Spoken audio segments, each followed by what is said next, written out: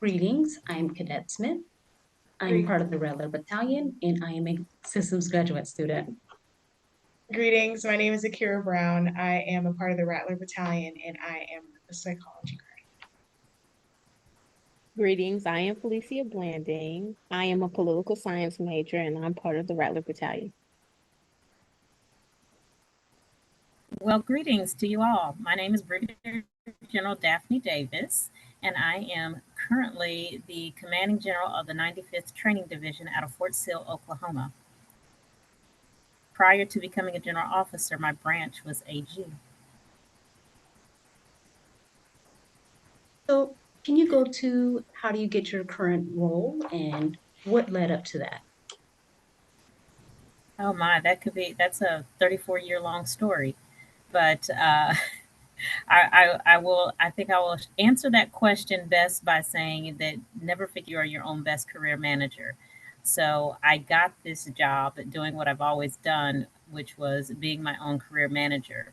My understanding of how my boss, Lieutenant General Daniel, manages her general officers is that she likes her one-star generals to sit in a deputy commanding general position before going to a commanding general position. So I was previously serving in a deputy commanding general role.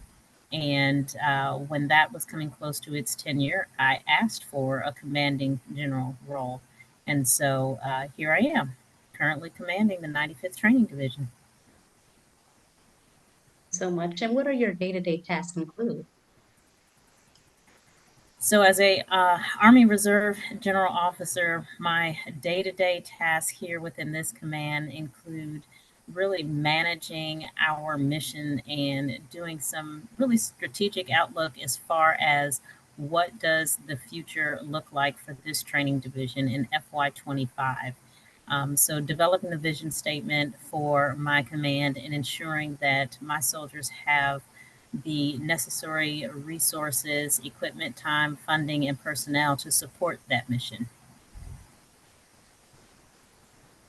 What are some assignments broadening, what are some assignments, broadening assignments or jobs available in your branch that cadets and students should know about? Well, I would say that as a AG officer, broadening assignments in this branch would primarily be anything outside of the branch because the role of human resources is so large and so vast. So if you want to do something that is broadening, do something that steps out of the personnel role for a while and then pulls you back into personnel. So for example, a job serving as an inspector general, jobs in operations. If you understand operations, which oftentimes is the center point to any command is operations, then you will be able to better understand how human resources and personnel management plays into the overall operations of any mission in any organization. There are also opportunities for fellowships that are available out there to any officer of any branch. What is your advice on being a successful leader? Well, I get that question often, and I will tell you that one of the best ways to be successful as a leader is to maintain your humility, being willing to learn from everyone around you, and that includes your subordinates.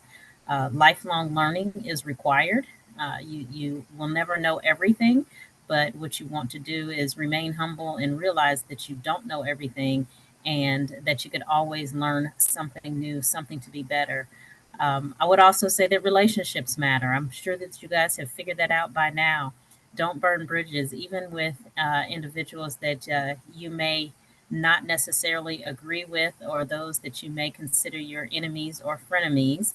Don't burn those bridges because the Army is very, very small and you never know when the two of you all will have to collaborate in order to get a mission done and be successful.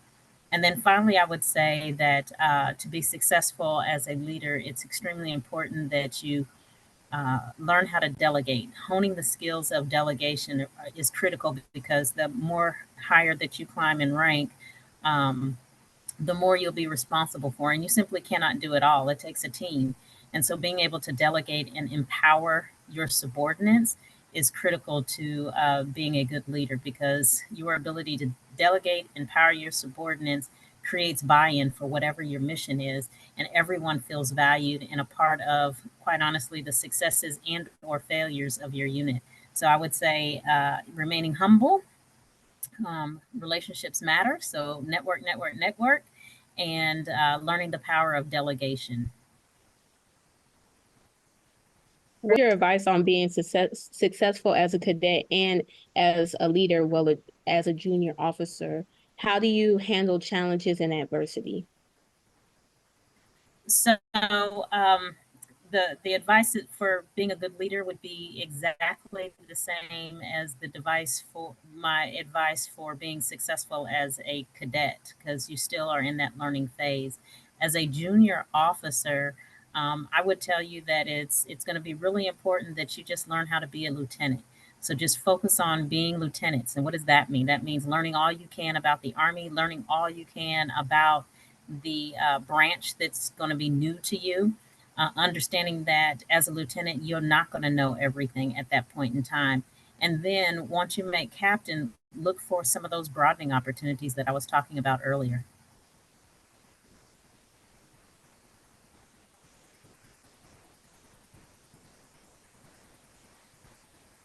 Are there any other questions or any comments that you would like to share with the Rattler Battalion?